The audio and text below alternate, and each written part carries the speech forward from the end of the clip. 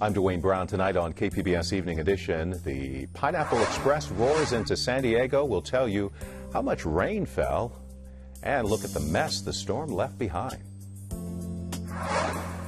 Sworn in this week, a local surfer, conservationist, and environmentalist is now mayor of Imperial Beach.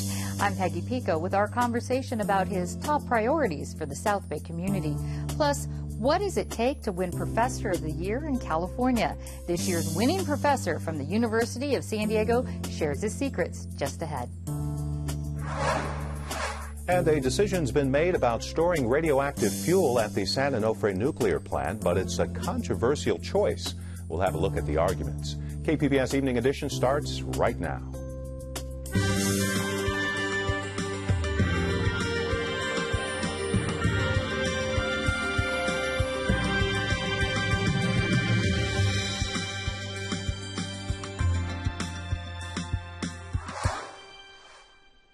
Hi, good evening. Thanks for joining us. San Diego got a soaking today. The Pineapple Express blew through, dumping more than an inch of rain in some parts of the county. As predicted, the showers were the most intense this morning, flooding roads and even freeways. Highway Patrol says it logged more than 100 accidents by 10 this morning, and it's reminding folks to ease up on the gas pedal. Lifeguards were called to an aqueduct in Mount Hope this morning to rescue a possible drowning victim. After 90 minutes of searching, they didn't find anyone and called the search off. And the parking lot at Qualcomm Stadium got flooded again. It was another levee break, just like the one during last week's storm. The stadium canceled a racing event scheduled for tonight in the parking lot. No word yet on whether the flooding will have any impact on Sunday's Chargers game. Here are some of the rainfall totals from around the county. As of 3 this afternoon, just over an inch at Lindbergh Field, about 1.5 inches at the airport in Carlsbad, and a little less on Palomar Mountain. The east and southern parts of the county didn't get as much rain, less than an inch in La Mesa, Alpine, even Chula Vista. Even though the storm is moving off, we still have some watches and warnings up around the county. There's a high surf advisory until 10 tomorrow night, and a flood watch for the inland valleys until late tonight, especially for the Cocos Burn area in San Marcos. Mudslide worries became a reality in Ventura County in L.A. Overnight. More than 100 homes were evacuated in Camarillo Springs after a wall of mud plowed into them with enough force to drag heavy earth movers down the hillside. It's amazing how much rock actually slid down the hill. Actually, there were a couple of earth movers up there. They were being used last night by excavators trying to move K-rails onto the mountain. They actually got moved overnight and moved onto the street from way up on the hill. So it shows you the power and the magnitude of the rocks and the mud and debris that carried these vehicles down the hill right onto the street. The mud came up to the roof line of some homes. The hills behind them were burned in a wildfire back in 2013. The storm's making folks happy up in the San Bernardino Mountains tonight. Snow falling there. A tourism site for Big Bear posted this video on Facebook. Look at that. Snow expected to continue through tomorrow morning with more snowfall next week. You can find more of our storm coverage from around the county and around the state at kpbs.org. In other news, Congress has passed a bill that could resolve the long-running dispute over the cross on Mount Soledad. The cross stands on federal land in La Jolla, but federal judges say it's unconstitutional. The bill would let the government sell the land to a private group, but it's not clear whether the new bill will end 25 years of litigation. Animal rights activists are welcoming news SeaWorld CEO is stepping down. PETA, or People for the Ethical Treatment of Animals, says Jim Atchison's leadership was bad for killer whales and for the park. A PETA attorney told UT San Diego public opinion has turned solidly against SeaWorld, urging the company to find someone who can take the park in a new direction. PETA hopes the new direction includes releasing animals. On Monday, San Diego City Council will consider waiving $1.5 million in fees to get baseball's All-Star game to Petco Park in 2016. Tourism Authority says the game could bring $80 million to San Diego, Baltimore is also competing for the game. Major League Baseball could decide next month. New Council President Sherry Leitner will lead Monday's City Council meeting. KPBS Metro reporter Taryn Minto joins us from the newsroom with a look at what we can expect from Leitner this year. Taryn, you spoke with Leitner this morning. What did she have to say about her priorities? Dwayne, Leitner said, first thing, the city's struggle to recruit and retain police officers needs to be addressed. The city is in negotiations with the police union right now, so that would likely include increasing their compensation. She also mentioned addressing the infrastructure backlog, economic development, and increasing San Diegans' access to city data. Leitner said she wanted to create what she called a legislative package and work to deliver on that.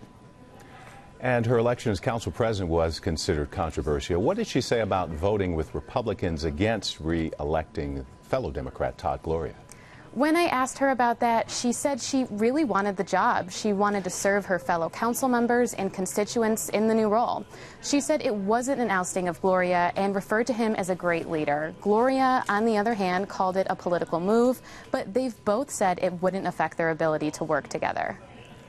And you reported on another controversy about a comment you overheard at the council inauguration this week. It was a staffer for Councilwoman Lori Zaff, referring to protesters as idiots. Tell us what happened. This was a group protesting police brutality. They had rallied outside Golden Hall and then came inside and stood silently off to the side during the ceremony. Afterward, I waited in line to speak with Zaff, and her community representative, Shirley Owen, was standing just next to me, and that's when I heard her make the comment to another person near her. I followed up with Zaff later that day, and she said she supported the protesters' right to be at the inauguration and said she'd speak to Owen about it. Yesterday, Zaff's office said the matter was being handled internally. And, of course, we have more on this story at kpbs.org. Metro reporter Taryn Minto. We continue our coverage of leadership changes in the South Bay tonight. Peggy Pico talks with the new mayor of Imperial Beach about his plans for the city. Before he defeated Imperial Beach mayoral incumbent Jim Janney in November, former lifeguard Serge Dedina got a PhD in geography. He co-founded the successful nonprofit environmental group Wild Coast, and he was named Coastal Hero by California's Coastal Commission, and he surfed IB waves for more than 4 decades. Imperial Beach Mayor Serge Dedina, welcome to Evening Edition. Thanks for having me here. Now, as a surfer and longtime conservationist, what got you interested in getting into politics and running for mayor? Well, you know, I've always been involved in IB since I was 7. I actually moved to IB in 1971 when I was 7. I've been there 43 years. But, you know, I'm a first-generation American. My dad escaped the Nazi occupation of Europe. A lot of his family members were sent to concentration camps. So I was raised with a reverence for American democracy in my family and the idea that we have to give back and make things better. So I profoundly love IB, my hometown, and just want to work with my council and our staff, the city staff, and our community to really make things better for everyone in Imperial Beach. Well, Imperial Beach does not have a strong mayor government, so how are you going to work with them and make this beneficial as being mayor? Well, you know, I grew up playing Little League and on the swim team and as a lifeguard, and it was always about a team effort. It's always about leadership and team effort, so I think that's how we're going to approach it in IB, is really work with our council and our city staff and really involve the community in that process of really figuring out where we want to go and how we improve the quality of life from Seacoast Drive to the east part of the city at 15th Street, and make sure we do things, all the little things that make a big difference for working families. And speaking of which, what are your top 3 priorities for the city? Well, you know, we need to get a supermarket at 9th and Palm. It's a new shopping center we're moving on. We need to pave alleys. We have a lot of folks in Imperial Beach that live in the back of dirt alleys, and when it rains, they're sort of trapped in these mud bogs. And we need to do a lot of the little things that make a big difference for families, like painting crosswalks and putting up street lights, making our streets safer, and really involving them in the process of planning our future in Imperial Beach. IB is often in the news for beach contamination and closures due to water contamination from the Tijuana River. How do you plan to tackle that issue? Well, really, we're going to hold people accountable. I'm on it every day monitoring the Tijuana River water flow and monitoring ocean water quality. Actually, just yesterday, we worked with the county and the lifeguards to open our beach. Thanks to Senator Marty Block, we passed legislation to have rapid beach testing, so we'll be able to close our beaches quicker but open them quicker. So we estimate that'll help open our keep our beaches open 25% more in Imperial Beach. But we're really going to make sure that agencies do their jobs on both sides of the border to stop water from flowing in the Tijuana River and polluting our beaches. I'm sure we'll be talking about that more as you progress on that. But right now, what do you see as the most pressing issue for Imperial Beach? Well, really to work with my council and our city staff and the community to really get moving on the 9th and Palm commercial development project, so we get a first-class and affordable supermarket in Imperial Beach, and then to really focus on we have an alley paving plan, and so really to get that going and get that launched. So we make sure that some of our longest living residents in IB who live on the east side of town, a lot of Latino families, don't live in the back of dirt alleys and aren't stuck in mud pits when it rains. So part of those top 3 priorities that you mentioned. Now, the last time I had former Mayor Jim Janney on the program, he passionately talked about making IB a new tourist destination. What is your vision or passion for Imperial Beach? Well, you know, we're the coolest, most beautiful and friendliest beach town in the United States, bar none. It's an absolutely amazing town, and just a few weeks ago we had a pod of orcas right at the border actually playing with a dolphin. It's the kind of place where you can drink a latte and after a great surf on the beach, go see 40,000 terns that live in the San Diego Bay National Wildlife Refuge on the north side of IB, and check out our pod of surfing dolphins, one of the largest pods of dolphins in Southern California that are today probably jumping out of 10-foot waves, the Tijuana estuary, so right outside the Tijuana estuary. So it's a cool town, and we've just got to do a lot more to have a tourism and marketing strategy with our Chamber of Commerce and our business community in our city to really sell IB as the coolest, most beautiful, friendliest beach town in the United States. Coolest. I get that coolest Absolutely inserted coolest, in there. yeah. Now, IB's mayor position is actually considered a part-time position. Right. Will you stay on as executive director of Wild Coast? Yeah, so I'll work as executive director of Wild Coast, and just going to spend a lot more hours doing what I love doing, which is serving the community and really serving our coastline.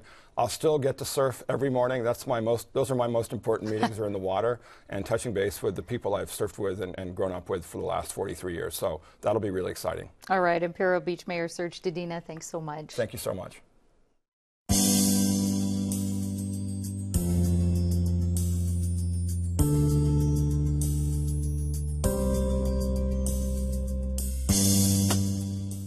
Southern California Edison has picked the containers it will use to store tons of radioactive spent fuel at the San Onofre nuclear plant. It was, of course, shut down last year after a small leak was discovered. KPBS North County editor Allison St. John says questions remain about the best way to store the toxic waste indefinitely. Almost 4,000 highly radioactive spent fuel assemblies will have to be stored indefinitely on the narrow strip of land between Interstate 5 and the ocean, where San Onofre now stands. On June 7, 2013, Southern California Edison announced that it would permanently retire its San Onofre nuclear plant. A video on Edison's website describes what happens to the fuel rods, which remain radioactive for tens of thousands of years.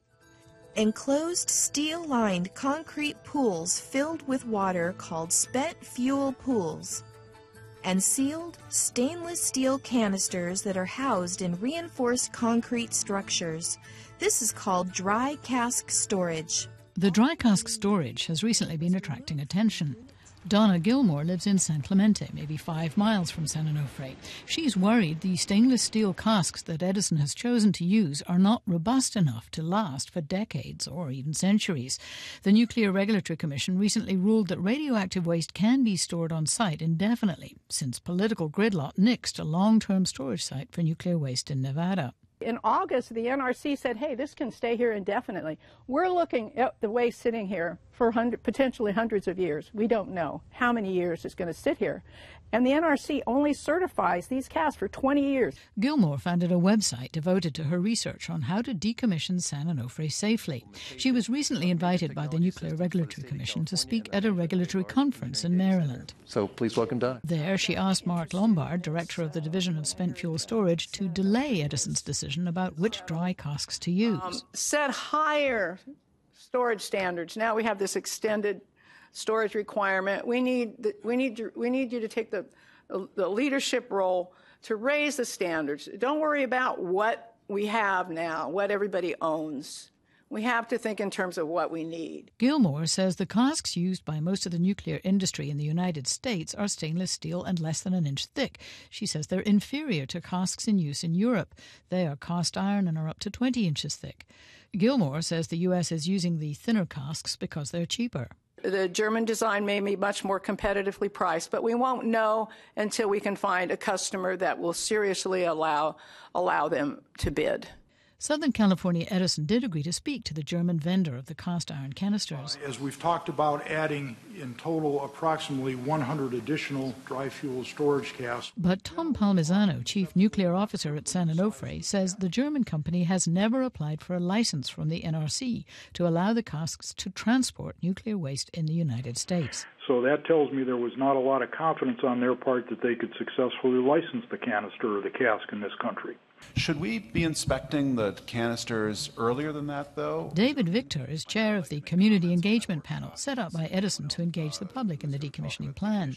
He released a report this week saying it's time to move on from the debate over casks. We could end up with kind of the worst case outcome, which is we're using a cask that nobody else is using in the industry. Nobody else is buying these things right now in the United States. And worse, we might have on site something that we're stuck with. Victor says it's safer to stick with the technology already licensed in the United States if we want technical support and the ability one day to transport the material off-site.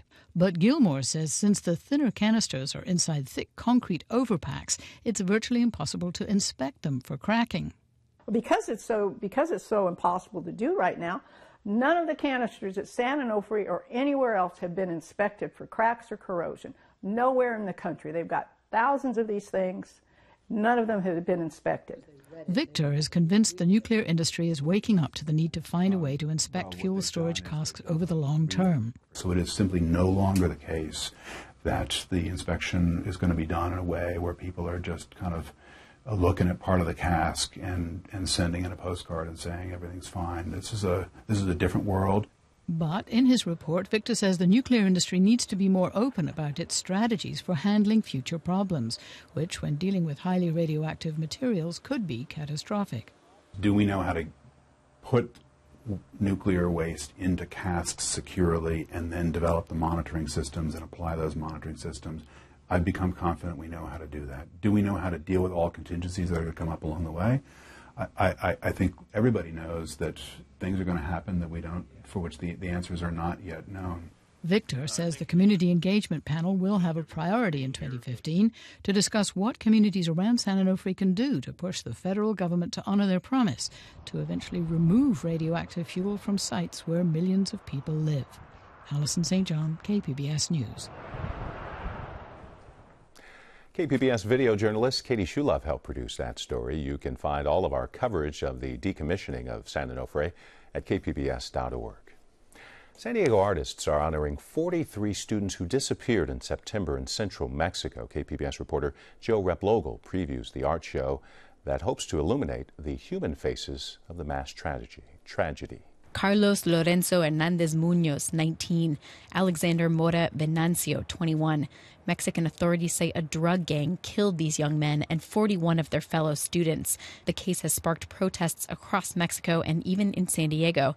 Elena Marquez Lozano wants San Diegans to see the victims as more than numbers. You know, you give them a face and a name, and that makes it more personal, but to find so much more about each and every one of them. Like for one of the students, just these tiny little stories given, you know, by their classmates about, for one, that he would always tell this really terrible joke about SpongeBob that everyone would roll their eyes. But, you know, now that they would do anything to hear him tell that joke. The art will be shown at the Original Gentleman Barbershop and Art Gallery in Barrio Logan on Saturday. Jill Replogle, KPBS News. You can find details about the art show on our website, kpbs.org. I'm Gwen Eiffel on the next News Hour, the rise of drinking on college campuses and how it's linked to sexual assault, injury, and death. That's Friday on the PBS News Hour.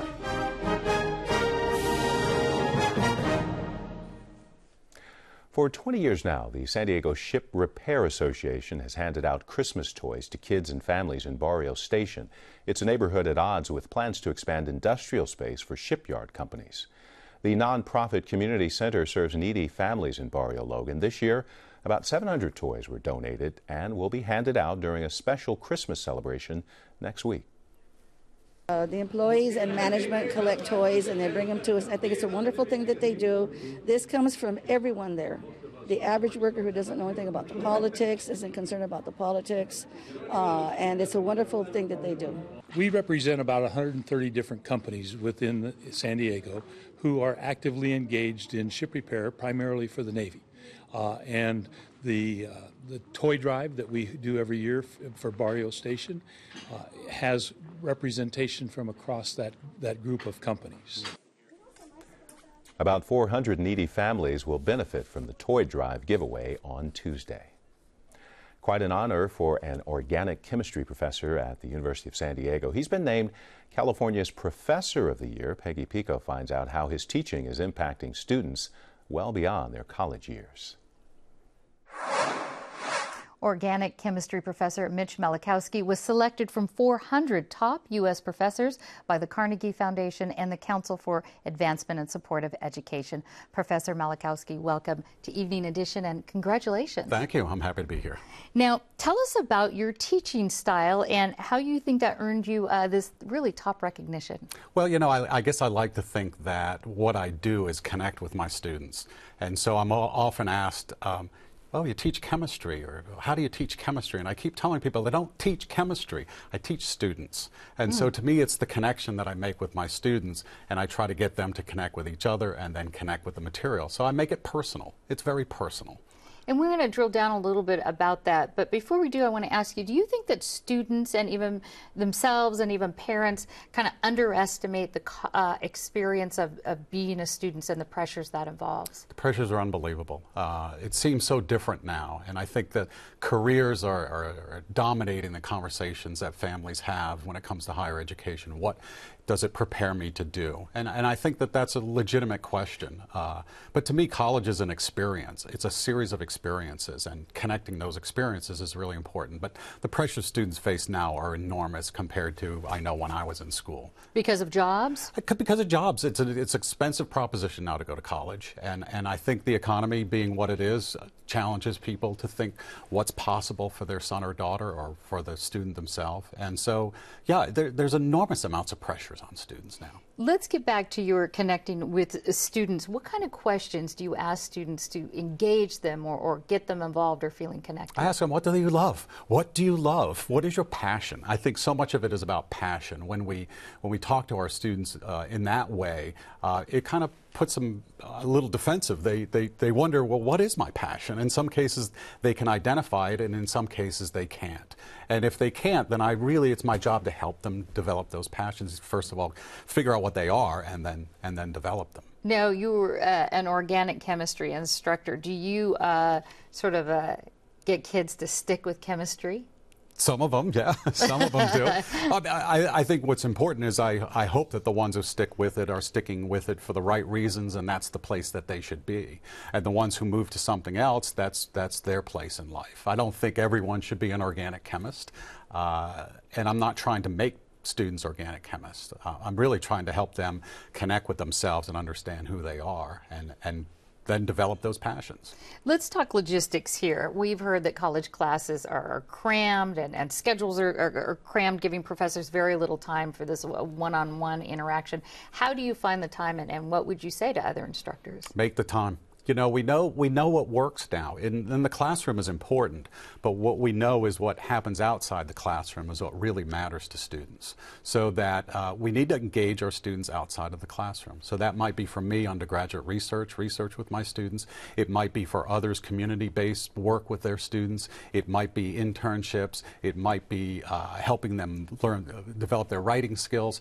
But that's what really matters. Those are what we now call high-impact practices, and we know they work. How would you describe your a successful experience with a student? One that you can say, all right, I did my job here. I challenged a student. I looked that student right in the eye, like I'm looking you right in the eye, and I'm going to challenge you to be the best person you can be, to give this the best effort you can, and I'm going to help you with that. And if the student then takes that and internalizes it and really pushes him or herself, then that's success. I think that's success. But the other part of that is there is something to be said for achievement. So how do we turn that kind of introspective look into achievement? That's, I think, the bigger challenge. And what do you hear back from students? I think they like the fact that I make it personal, that I like them to know some things about me, and I want to know who they are. And so the personal thing is what really matters. Isn't that what really matters in life, are the connections we make?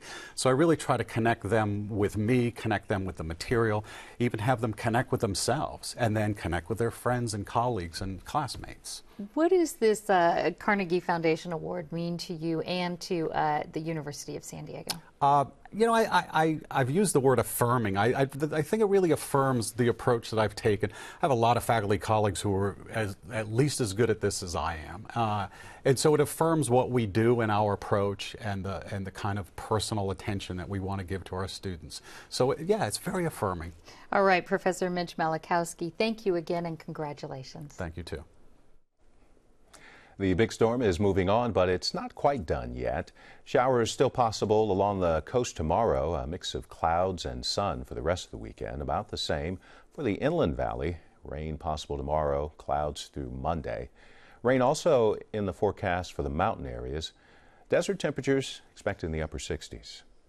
And we'll wrap this Friday night up with this, a rainbow today in Encinitas. This photo taken by photographer Mike Inneman with our media partner 10 News. You can find tonight's stories on our website, kpbs.org/evening edition. Thanks for joining us. Have a great weekend.